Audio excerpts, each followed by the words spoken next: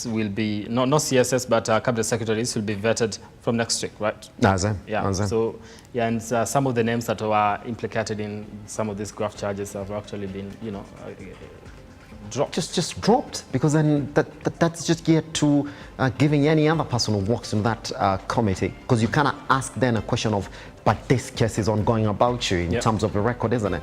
So you go in, and then after that you lost of what's Amwai.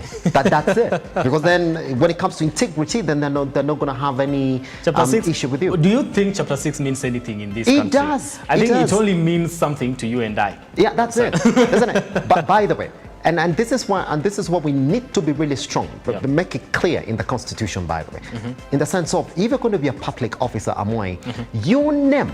Okay, Amwai, listen. Certificate of good conduct. If today you arrested Amwai, that record stays with you for 2 years before it becomes clean. So why is it that these officials that are getting vetted now for those CS positions, some of them had active cases up until yesterday, and that is not going to stand now? In fact, that committee is not going to raise it.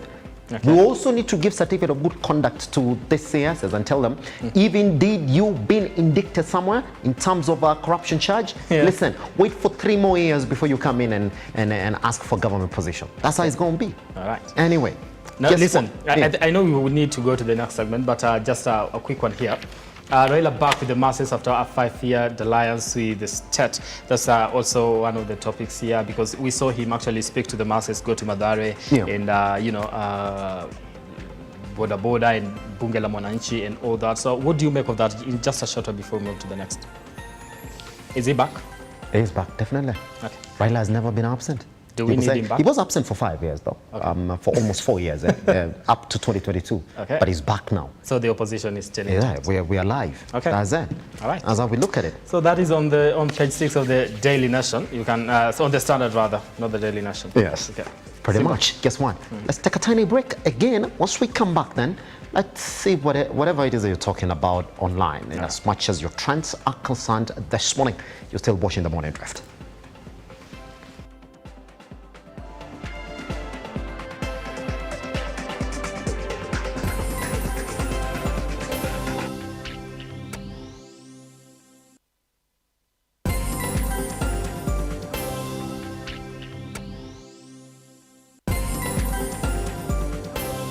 Welcome back. This is the Morning Drift. My name is Elijah Charles Kiage. We've been with you for probably a couple 19 minutes. We're still with you for the next 2 hours, all the way up to 12 noon today. I'll be bringing you a look at business from 11 to 12. But right now, I'm still with Amwai. Let's talk about what it is that you're talking about online, and as much as your trends are concerned this morning. Amwai, what are we looking at? Now, on the Twitter, what is trending? I think I'm going to pick this one first. In terms of the former president, this is Uhuru Kenyatta. You see now, our president, our dear retired president, was spotted in Narok just taking a walk. He's been out of the public. Wanasema bodyguards walikuwa wamejificha kwa makona kona. How many does he have? You see, the current government is actually scaling down when it comes to this. So they might have been 2 or 3. Oh yeah, could be 2. Yeah, but it was just taking a walk there and engaging with the people at that particular hotel. It was cool though. It was chilled. Yeah. In his t-shirt and pants that look like yours and. We're going to take a long shot later on. Don't do that. Or maybe I could be presidential to some extent. It could be presidential. Only thing that he missed was your jacket, and it looked presidential. Here's the thing, though. But he's been known for that. He's been a guy. By the way, here's the thing, though. Like it or not, Amwai. You see how the U.S. will look at President Barack Obama and say, even in denial, he is the coolest president that particular country has ever seen.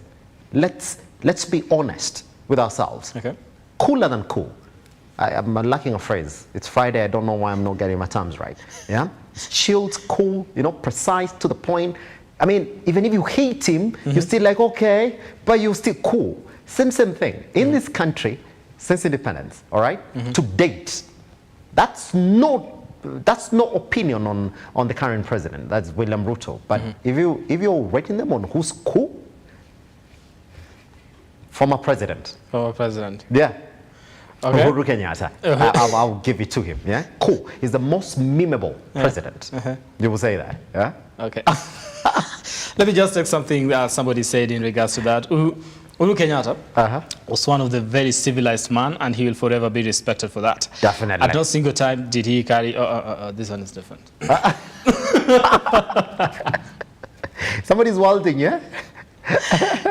Nice to see President Uhuru Kenyatta in Narok. He's probably the best president ever. Yeah. William Ruto will be riding on projects which were almost 98% complete and mostly done by KDF.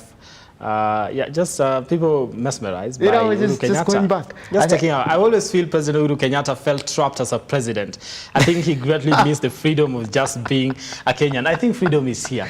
That's the correct use of freedom, isn't it? Freedom is here, finally. Like Tupatana huku Narok this weekend. Yeah. That's it. I'm alone, guys. I'm working from my hotel room alone. If you want to come say hi, come say hi. That's the kind of freedom that we're talking about right there. Okay. But here's the thing. Yeah, give it all. Deny him. He was a cool president. What are we looking at next as well? In as much as this morning is concerned, there's a tweet from Senator Ledamo Olekina. Yes. When he was talking about if this government wants to, do you have it? Where we can actually get to read it out. Narok Senator Ledamo Olekina, well, he says, I'm responsible for any action that I take. Yeah. And if this government would like to initiate commission of inquiry, bring it on, baby. Let us be very factual. And this, I remember watching this. It was he was doing an interview on JKL. Yeah. And he was accused by the senator for Nandi, that is Samson Cherargei, who said, if at all we go back and look at what happened at the Bomas of Kenya, then you are going to be in trouble. Then he responded by saying, I'm responsible for any action that I take. If any government, if this government would like to initiate a commission of inquiry, then let's do it. Come on, I don't have a problem do it with that. So and he said that it's quite like he knows exactly what he was doing. Like, I stick to my word, isn't it? Exactly. Did you see the interview that he did the next morning? It wasn't an interview. It sort of, I don't know, he ran into a crowd of people wanting to ask him what was going on at the Bomas of Kenya, and for lack of a better word, it's, you know, sometimes that's why I say, guys, sometimes we would like to be X-rated on this show. We might take the morning drift might change into the night drift. We come in from 10 all the way to 1, for lack of a better word. Yeah. Okay. So we know he was in his Maki, Shuka, Masai, Shuka, and people were asking him, tell us what happened. He was like, Buana, maybe I just wanted to go in and say my thing. If I was not a big guy, if I was not a huge guy, you know, somebody hit him in the chair. If you see that, yeah? If I was not a big guy, that guy would have, for lack of a better word, the word that starts with an F and ends with a K, yeah? He would have that word, me up.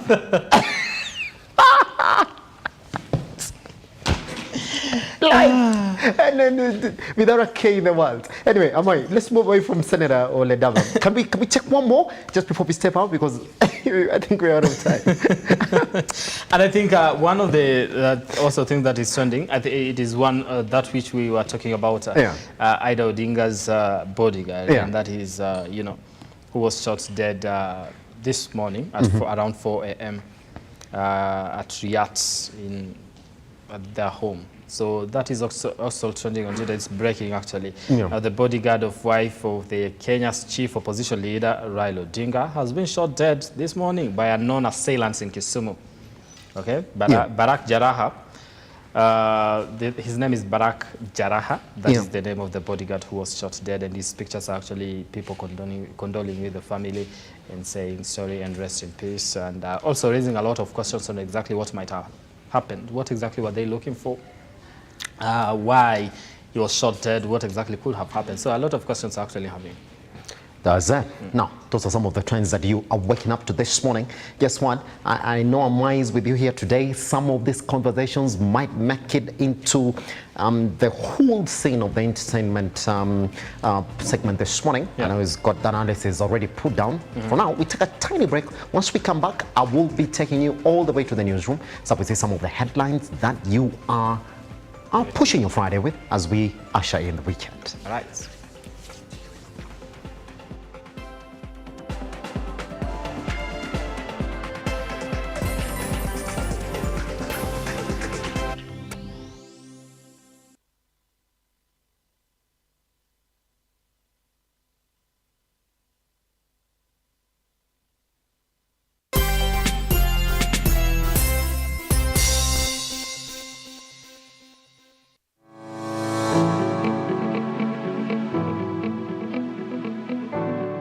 For all your football, F1 and World Cup kits, Carrington Sportswear Hub is your plug for quality, sporty merchandise.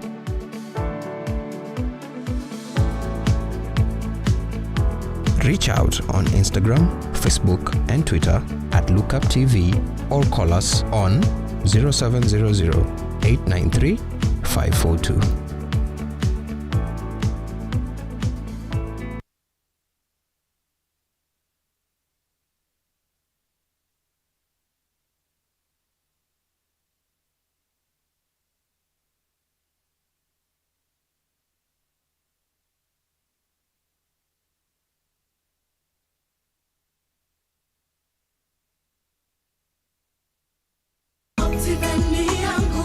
Get a chance to wake up as a tourist as you view Mount Kenya every day by buying a plot of land at Wema Gardens, Naru Moru.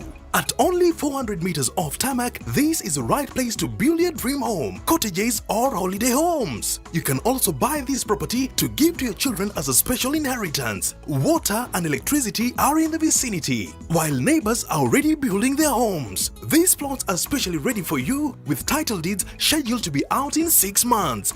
Buy a 50 by 100 plot of land at Wema Gardens for only 399,000 Kenya shillings. You can also pay for your plot through our friendly 1-year installments plan. They're inspiring possibility.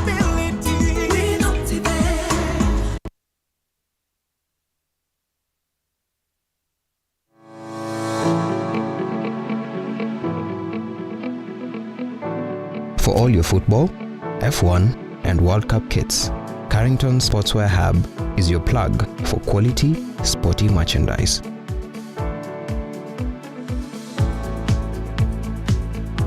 Reach out on Instagram, Facebook and Twitter at Lookuptv or call us on 0700 893 542.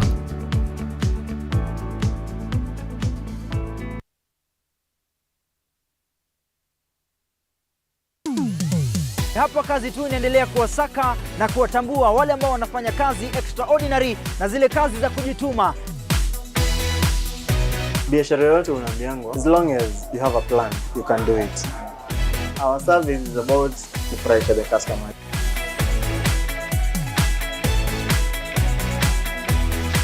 Mpenzi mtazamaji, hii ni hapa kazi tu.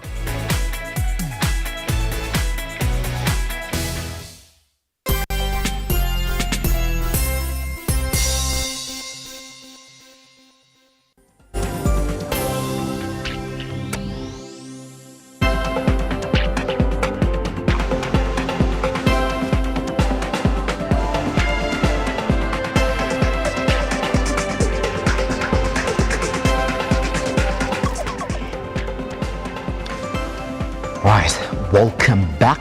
You're watching The Morning Drift.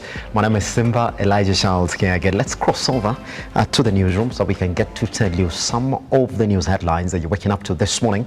Now, Faith Njeri Ngugi is finally home after 5 months of alleged torture in Saudi Arabia. Njeri reportedly underwent torture by her employers in Saudi Arabia, leading to paralysis and termination of a work contract. Duwati Kariuki starts us off. This was not Njeri when she left Kenya. A clear indication of what she has gone through in a foreign country. Just like any other Kenyan, Njeri left her motherland in search of greener pastures, but instead pain and agony took the course. 5 months out of the country that led to her pain and finally paralyzing, now left in the mercies of a wheelchair. Though a painful freedom, the family and friends expressed their joy once Njeri landed into the country, saying that Njeri's freedom had been realized. Sina mengi ila tu kusema asanti juu tumepokea mtoto wetu na tumeona ako sawa, na hapo kwenye amebakisha tunajua tu Mungu atatenda. Ile tu kitu ningesema, nimefurahia na nimeshukuru. After a video was shared on social media showing what she was going through, former Nairobi Governor Mike Mbuvi Sonko made a bold move of finding Njeri and bringing her back home. Today, resting in as the D-Day. Sisi kama Sonko Rescue Team tunakuanga passionate kwa what we do. Na tulipata information ya Faith. Ile information yote Faith alishare kwa social media. Tulikama across it. Na His Excellency Mike Mbuvi Sonko akajitolea. Hata to all Kenyans mnajua Governor Mike Sonko ni a man of sympathy, a man who cares, and a man who loves. The family of Njeri so far has thanked former governor for rescuing their daughter from Saudi Arabia. Tumefurahia kwa government hivyo Faith amekuja, hivyo Sonko amemleta, na nimwambie tu ashughulikie tu wengine tu wako huko. Sonko's rescue team facilitated and received Njeri at JKIA and has since admitted her in hospital since Njeri returned home paralyzed and unable to speak. Governor alikuwa amejitolea na akasema atasaidia Faith from the start to the end. Na sahi from hapa, as you can see her condition si poa. So tuko willing, tunamchukua kutoka hapa sahi mpaka Kenyatta National Hospital for further medication. Faith Njeri is finally home.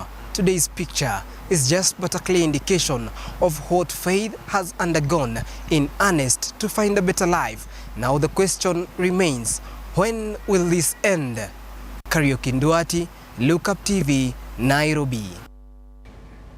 The Law Society of Kenya has slammed Director of Public Prosecutions, Norden Haji, for withdrawing major corruption cases against top officials, stating that the trend is a threat to the war against corruption. While speaking to the press, the LSK President Eric Theuri asked Haji to explain to the country what transpired and to what it terms as mass withdrawal of cases. Shara Kareria with the details. The Director of Public Prosecution, Nordin Haji, has found himself on a receiving end hours after withdrawing corruption charges against key politicians facing graft charges. His actions have sparked attention from the Law Society of Kenya, LSK.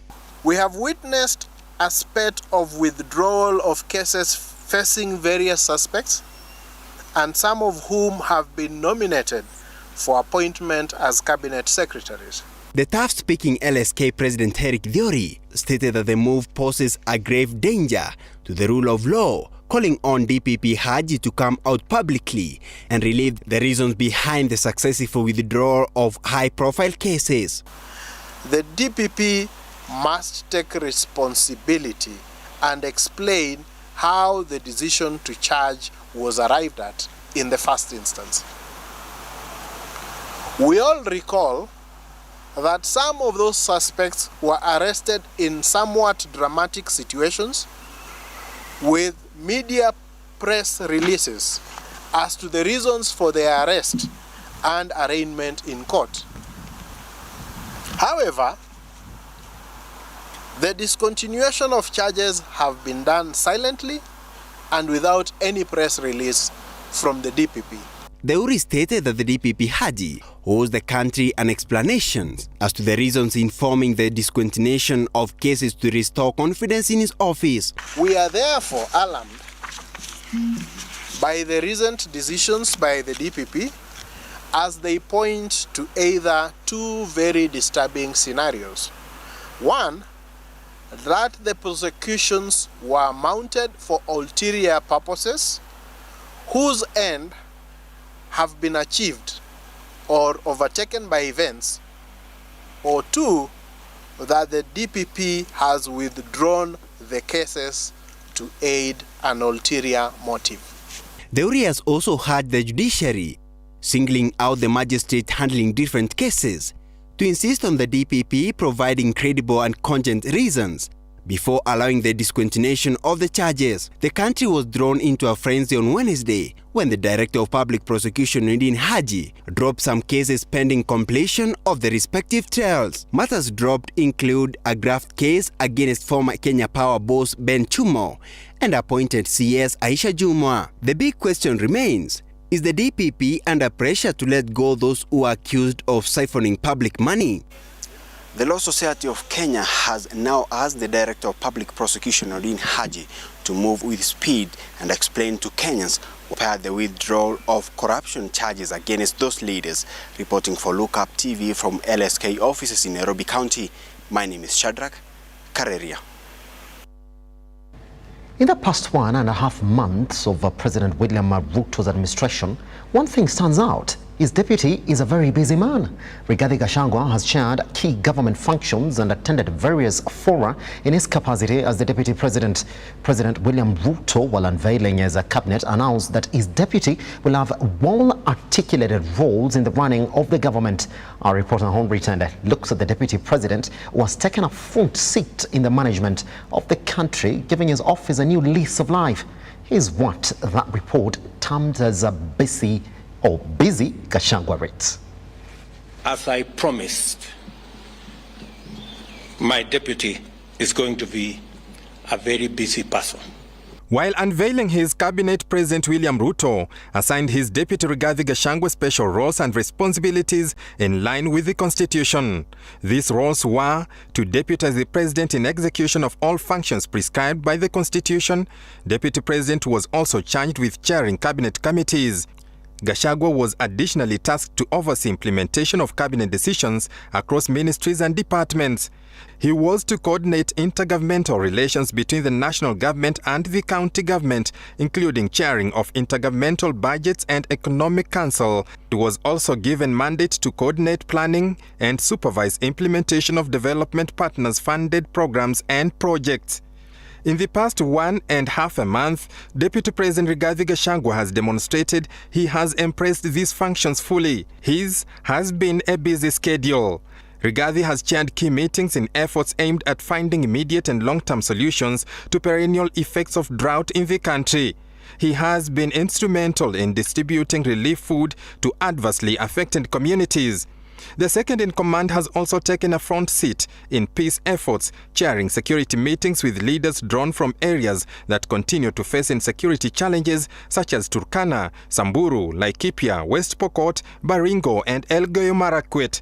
When President William Ruto left the country for United States of America to attend the 77th meeting of UN National Assembly on Climate Change and Food Security, Rigathi assumed key government roles, fully representing his boss.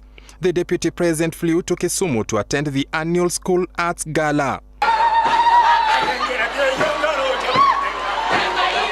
In a bid to make sure the Kenya Kwanza government remains on course to implement its manifesto, Rigathi has held meeting with key stakeholders. He has had a sitting with county commissioners and rallied them to support William Ruto to fulfill his promises. The deputy president did officially open this year's agricultural show. He was the chief guest giving keynote address. In continued show of his busy schedule, Rigathi Gachagua officially opened the working party of the competency-based curriculum task force formed by President William Ruto to look into the merits and demerits of the CBC program. We must confront the challenges ahead of us, and the only way to confront those challenges is to be truthful and factual. So we are looking upon this team to go around the country, listen to everybody. The Ruto administration believes in continuous engagement to enrich his leadership. On Thursday, Deputy President left the country to neighboring Rwanda to represent the government in youth celebration function. It is no doubt that Deputy President Rigathi Gachagua is truly a busy man, and he has assumed roles just as promised by the head of state. With this enviable relationship between the president and his deputy last, Henry Tende, Lookuptv. Henry Tende with that story. By the way, yesterday he was in Rwanda for the Youth Connect Forum, and he's not back yet. Quite a busy man. Now, in our weekly feature of Bona Man, we bring you the story of Wana Byron Adera, a 39-year-old ex-Special Forces officer who paints a picture of what it takes to be in the field as a soldier, the horrendous experience and the impact on mental health of our men in uniform. Our reporter Cecilia brings us that particular story. We see them during various national celebrations, mounting parades looking elegant and sharp. Sometimes we laugh when some of the demonstrations fail. But hardly does the public comprehend what it takes to become a soldier. When one signs an open check for a country to use one whenever and wherever, and when one has to live with death as a constant neighbor, it's a whole different and abnormal experience altogether. My curiosity about what it takes to serve this country as a soldier leads me to the doorsteps of a 39-year-old Byron Adera, whose recollection of 8 years of experience in the Special Defense Forces was horrendous and almost damaging to his mental health. He survived, but he has a story to tell. Wameua msee hapo, wanashika tu wasee wanatupa kwa gari. Wanaenda moja tu, hiyo imekuwa tu kasi yao ni kubeba tu na kupeleka moja. Born, bred and raised in Nyando Sub-County, Kisumu County. Good standing citizen and a son of the soil. His fantasies and dreams as a child will see him grow to emerge the first among many equals to be selected into the Special Forces in the heydays, the Kenya Parachute Regiment in 2006 as a platoon commander. Although he participated in many successful security operations, the experience was, however, tough and scarring. Of course, as a commander, then you have men under you for both command, leadership, and of course, you're taking care of all their welfare. And you are into 1 minute you are in the camp, and everything's all normal. The next, you are picking boulders and stones for you to actually get from Gilgil to Eldoret. It took us, more than 24 hours. There was not so much in terms of welfare going for us. So I remember pretty much, putting my head down under a truck, an army truck in sleeping bags, and my fellow officer then was actually coming down with fever and malaria, and it was really crazy. But the most troubling of which, of course, for myself and the soldiers is when you had to pick, bodies that were burnt beyond recognition, from trucks, or when actually dogs were eating, feeding on human flesh.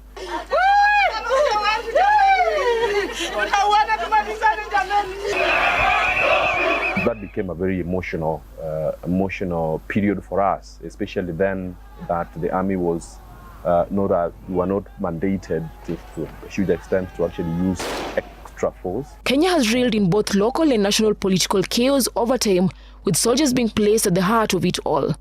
The scramble for land and the dispute in the Mount Elgon region over resettlement led to the rise of Sabot-Land Defense Forces. Government had to put its best men in place to end the terror that had loomed the region. Byron was at the center of it all.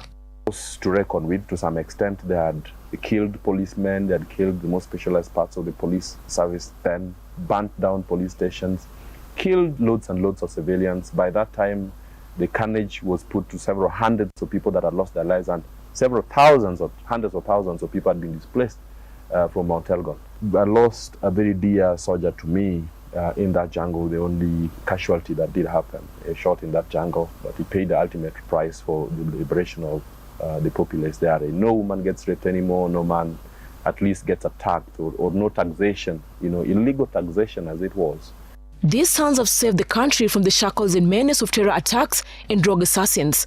Although he is now an ex-Kenya Special Forces officer, his experience became the cornerstone of his foundation and defining moments in his life. We extend the gospel of awareness, both fitness, mental and physical, and to ventilate over, critical societal issues like, of course, mental health, as I just said, and other things that are affecting us as a society today, through expeditions, be it hikes like what we are doing, and of course by extension we actually also preaching the environmental angle, of course the protection of the environment, live in clean environments, and always shun bad practices that also threaten the nature and the livelihoods of humans practically, but of course through the protection of the environment and conservation of the same. It's every soldier's pride to protect a nation or complete his or her mission successfully. However, they hardly come back home the same. For Byron, he lost a family he held dearly due to the impact the war had on his mental health. If you are in the very most specialized of these units like the Special Forces, and you're the guys in the country dials 911, for the most, gravest of dangers, or the most complex of its threats, then it's calling you. Then you can imagine what that does to you. When you then get into business and in the unfortunate, appearance of, say, someone losing their life, or someone getting killed, or someone getting dismembered, someone getting blown off in right in your face, or someone yourself getting shot, it gets to affect you. It doesn't leave you unchained. I mean, huge loss, and you were in a complete darkness. My life was on autopilot. I can't remember quite a few things. People remind me of what was happening in my neighborhood, who I was, and I literally can't remember quite a portion of my life. Some of these things can really change your perspectives going forward, can really change who you are. And sad for a lot of guys who get changed for the worst. You've heard of cases of people taking their own lives, people, I try to move away from the word committing suicide. So they take their own lives, which is, again, not very normal. So if you are to sit somewhere and you're trying to write a book about how the process of someone getting to a point where they shoot someone, or shoot their wife, shoot all their children, or kill them in cold blood, or strangle them and then hang themselves, it will sound and feel very irrational. But if you are to look at that side by side with the ravages of mental illnesses, then things start to make sense. A success it was, as Byron puts it, but the mission has had consequences on those who undertook them, the experience almost damaging to one's sanity. Over time, Byron has been able to contextualize and understand what he ought to do and how he should do it. However, a good number of individuals already in the defense forces and those joining remain exposed to the damaging effects of war. The Uhuru Kenyatta regime saw his government beef up the security sector, including the improvement of housing and medical services to the men in uniform. Will that go an extra mile to counter the suicide and poor mental health cases among the men in defense forces? The selfless service. All right, now with that story, we are off the newsroom this morning of Friday here on The Morning Drift. Officially starts, by the way. And DJ Bonine is with us this morning. DJ Bonine, ukwaje bro? Niko fiti bro. Kila kitu iko sawa eh? Kila kitu iko sawa. Yeah?